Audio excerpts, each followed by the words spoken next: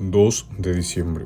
Beato Juan Ruiz Brocchio, canónico regular de San Agustín, 1293-1381. El magnífico florecimiento de vida religiosa que hubo en los Países Bajos durante el siglo XIV debióse principalmente a la influencia de Ruiz Brocchio, varón extraordinario que destaca muchísimo entre los de aquella época. Luego ganó merecida fama por la santidad de su vida y la sublimidad de su doctrina espiritual, conocida merced a la rápida propagación de sus escritos. Inclinado naturalmente a la vida eremítica y al apartamiento del siglo, pronto se agruparon en su derredor muchos discípulos atraídos por el ejemplo de sus raras virtudes. Acudieron a verle numerosos peregrinos, visitáronle eminentes teólogos que iban a él en busca de consejo y hasta se fundaron monasterios que siguieron sus enseñanzas y manera de vida. Al beato Juan se le llama Ruiz Brocchio por ser de Ruysbrock, pueblo donde nació en el año de 1293.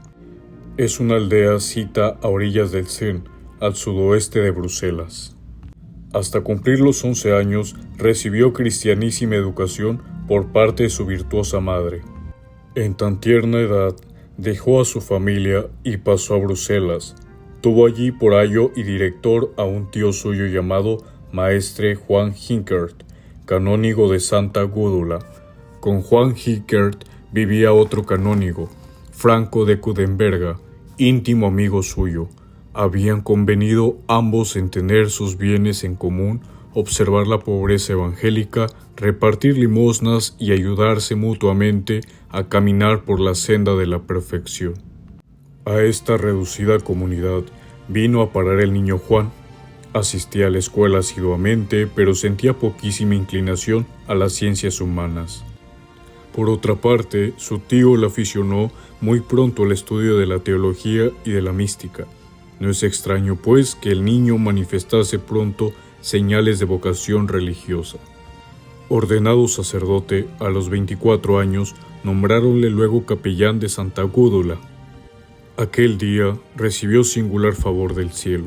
Supo que su madre, muerta poco antes, acababa de salir del purgatorio y entraba en la bienaventuranza eterna. Desempeñó la capellanía por espacio de 26 años, viviendo con su tío y con el canónigo Cudenberga. Seguramente, por aquella época, escribió sus primeros libros y emprendió la lucha contra la secta de los Hermanos del Libre Espíritu, de quienes hablaremos más adelante. Hacia la vida religiosa, canónigo regular. Cansáronse Ruiz Brocchio y sus dos compañeros de vivir en aquel ambiente de Bruselas, poco favorable a sus deseos de mayor piedad y perfección. Ni los capellanes ni los canónigos de Santa Gúdula daban ejemplo de ardiente celo y encendido fervor. No siempre rezaban las horas canónicas con la debida atención y devoción, y a menudo dejaban de observar en la iglesia el silencio, hermano del recogimiento. Durante mucho tiempo, los tres amigos habían intentado remediar estos males, pero fue en balde, en vista de lo cual determinaron dejar aquel lugar y buscar un rincón apartado y solitario donde pudiesen darse a gusto al ejercicio de la oración y meditación. En medio del bosque de Soigné hallaron la mansión de sus ensueños. Era un paraje sombrío y fresco, un vallecito bautizado con el nombre de Groenendael, Valle Verde o Valverde. Vivía allí un varón santísimo llamado Lamberto, el cual había ocupado aquella soledad al morirse otros dos ermitaños que ya antes le escogieran como lugar de retiro. Con mucho gusto y caridad consintió Lamberto en dejar su eremitorio a los tres amigos, y él se buscó albergue en sitio poco distante, en el valle de Buitendael. Con esto quedó fundado el año 1343 el priorato de Groenendael. La comunidad contó solo 3 miembros en los principios, pero poco después vino a juntárseles Fray Juan Louvain, llamado el Buen Cocinero. Edificaron una iglesia dedicada al apóstol Santiago. Al año siguiente acudió a consagrarla el obispo de Trebisonda, el cual la erigió luego en iglesia parroquial bajo la custodia de Franco de Coudenberga. Creció en breve la fama de santidad de los solitarios de Groenendael, con lo que fueron llegando nuevos discípulos, de suerte que en el año de 1349 formaban ya una comunidad floreciente. Hora era ya de darle una regla probada, pues no dejaría de motivar acerbas críticas el hecho de que unos ermitaños viviesen sin votos y casi al margen de la autoridad diocesana. Por consejo de Padre de Sol, prior de la abadía de San Víctor de París, Franco de Coudenberga y Juan Ruiz Brioco pidieron y lograron para su comunidad el hábito, la constitución y los privilegios de los canónigos regulares de San Agustín, y nombraron prior a Juan Ruiz Brocchio.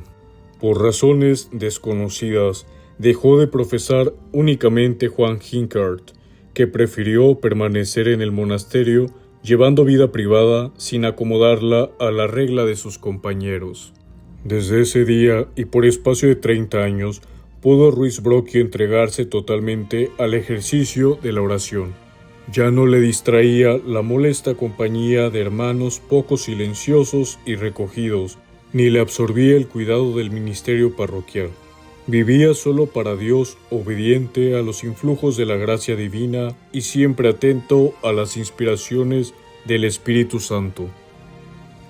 Favores extraordinarios. Gustaba el beato salir cada día del monasterio y retirarse al paraje más apartado y solitario del bosque. Recibía allí singulares gracias, deleite anticipado de la visión beatífica otorgado por el Señor a algunas almas privilegiadas.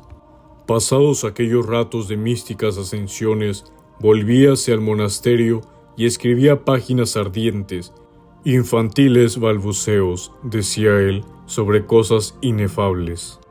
Cierto día tardaba el beato en volver de su acostumbrado paseo. Salieron dos monjes a buscarle, un tanto desasosegados, cuando percibieron a lo lejos, en medio del bosque, un árbol que campeaba sobre fondo de verdura y resplandecía como luminosa aureola. Guiados por aquel prodigio, hallaron al piadoso místico arrobado en éxtasis bajo el árbol milagroso.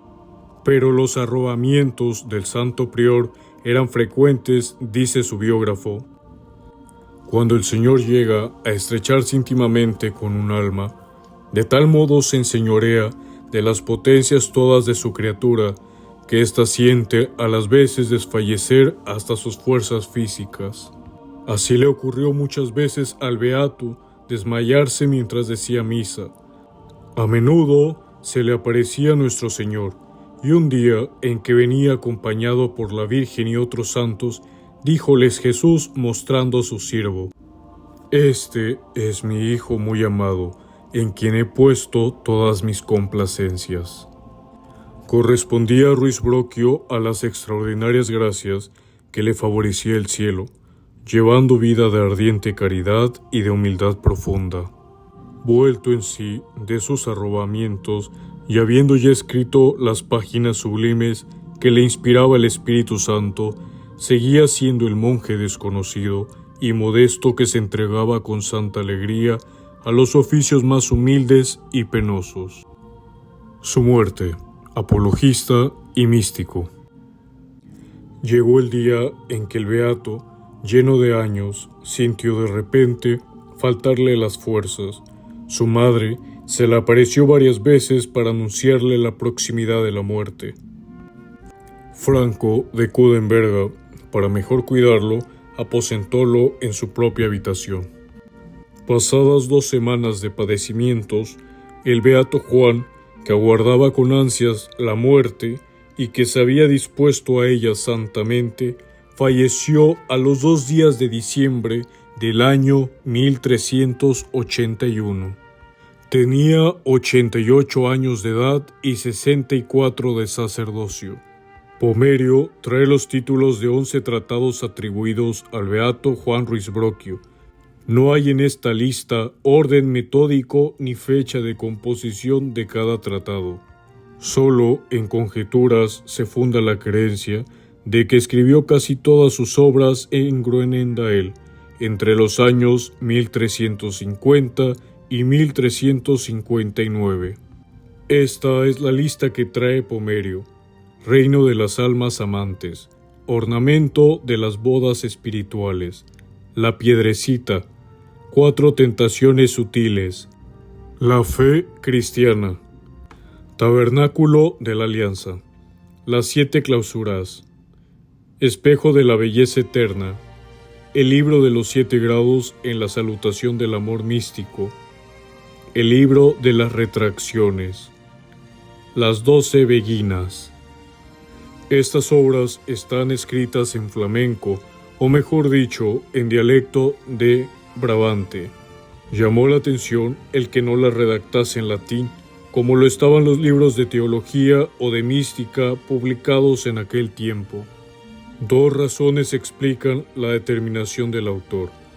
Hablaba el beato en sus tratados a sus hermanos y hermanas en religión.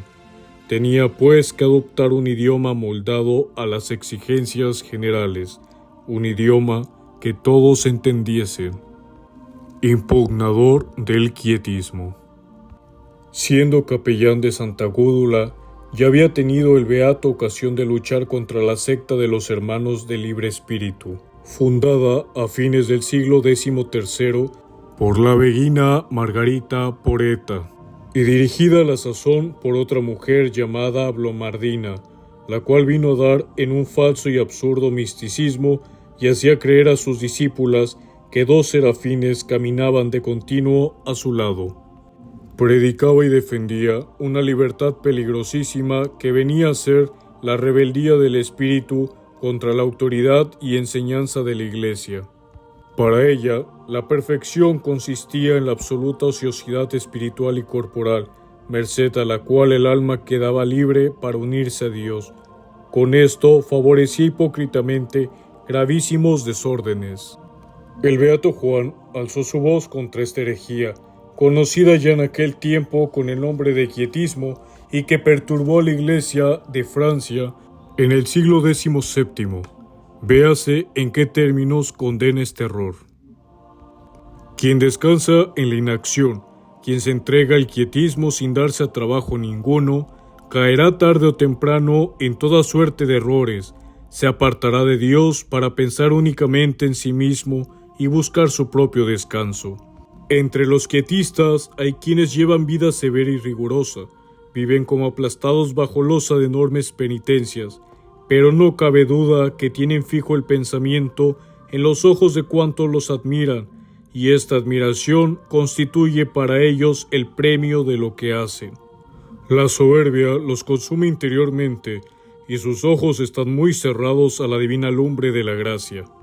Adheridos a sí mismo, descansan en la entraña de su ser, y cuando experimentan el menor consuelo en medio de su inmovilidad, siéntense transportados de gozo sin que tengan siquiera noción de la inmensidad de las alegrías que les faltan. Por la pendiente en que resbalan, confían saborear interiores dulzuras y hallar gustos y deleites espirituales.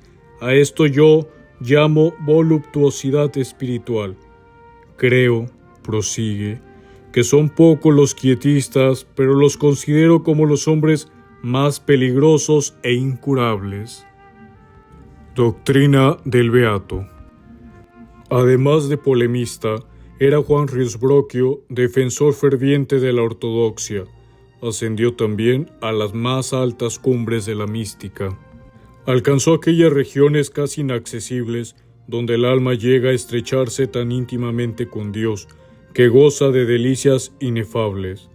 Riusbroquio, doctor admirable, doctor divino, así se designó a este varón extraordinario a quien el Señor inspiró páginas sublimes. A veces remonta el vuelo a tales alturas que desaparece a la vista. No extraña el mismo beato que llegue a extraviarse quien intente comprenderlo. Si carecéis de experiencia personal, dice, os será imposible entenderme. Ahora bien, la iniciación a los arcanos de la vida contemplativa y mística no suelen ser patrimonio general de los hombres.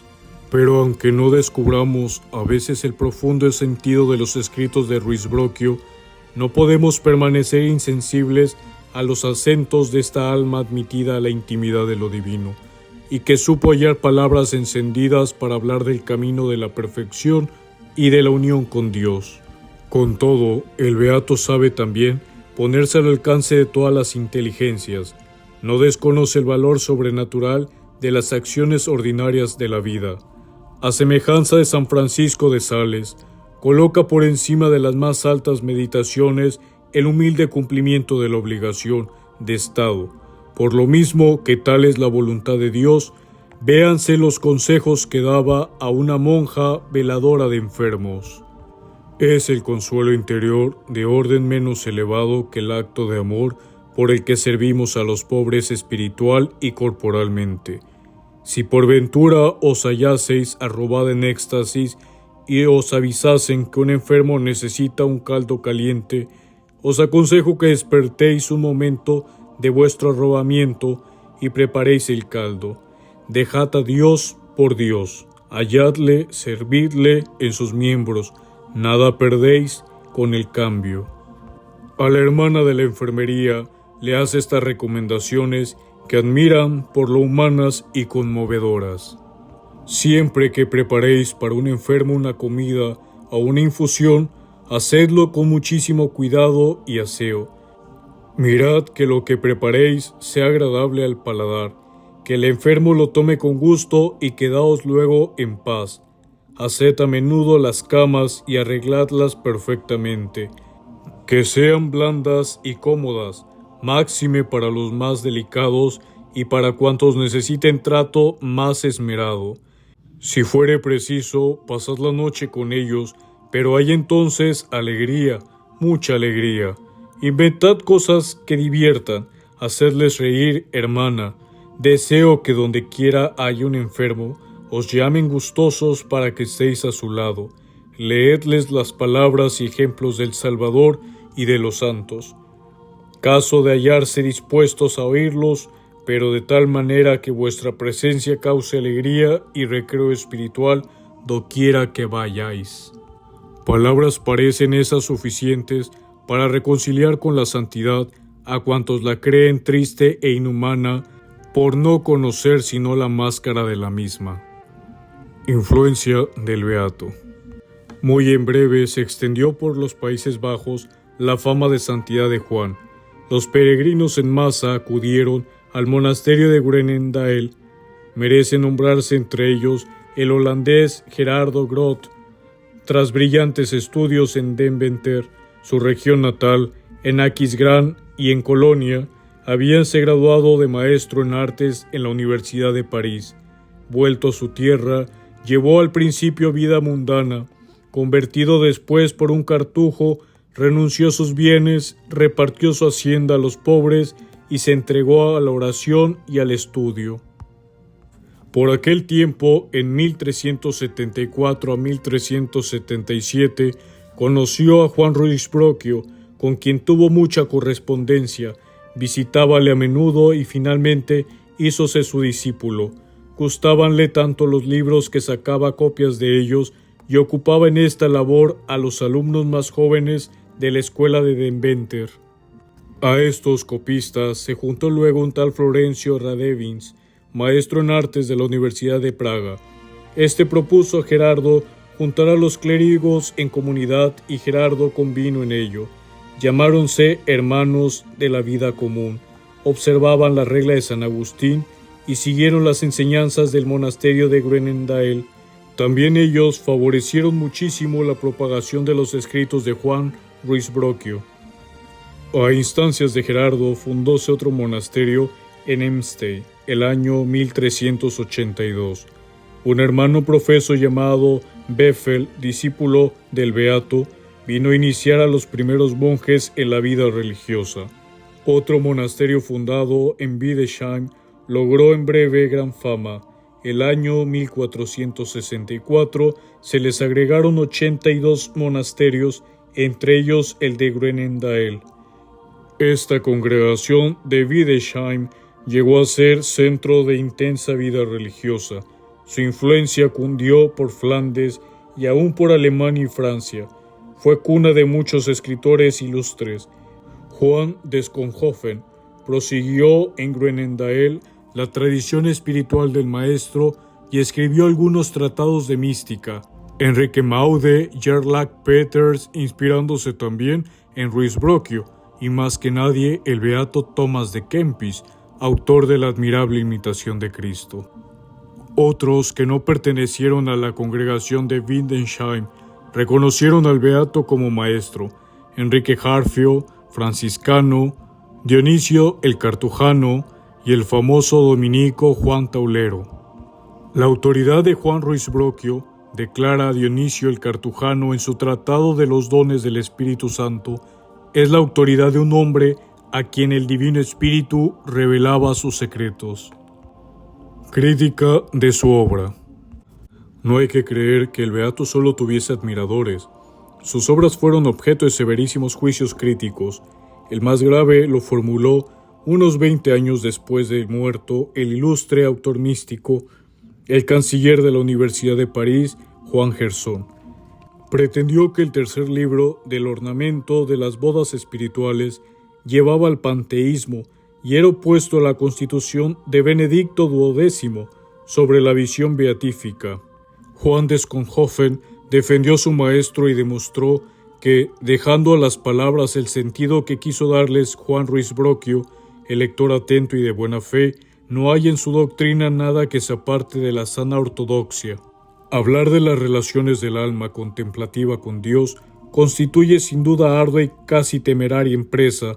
Todos los grandes místicos hallaron dificultad para dar con términos que explicasen con exactitud lo que ellos espiritualmente habían experimentado. Al intentar describir el misterioso estado del alma unida a Dios en la sublime contemplación, corren gran riesgo de parecer turbios y hasta ininteligibles. Hemos de confesar que tampoco el beato habla siempre con la claridad a que estamos acostumbrados. Aún en vida, venía Gerardo Grob a que le explicase las partes oscuras de su doctrina. Gerson le reprocha este mismo defecto. Concedamos que el beato empleaba una terminología a menudo austera y muy abstracta, que las expresiones filosóficas por él usadas carecen a veces de la precisión deseable. Pero no extrañemos que la pluma del escritor místico no acierte siempre a describir con precisión los estados de un alma sublimada por la gracia divina. El testimonio de mayor valía en favor del beato y de su doctrina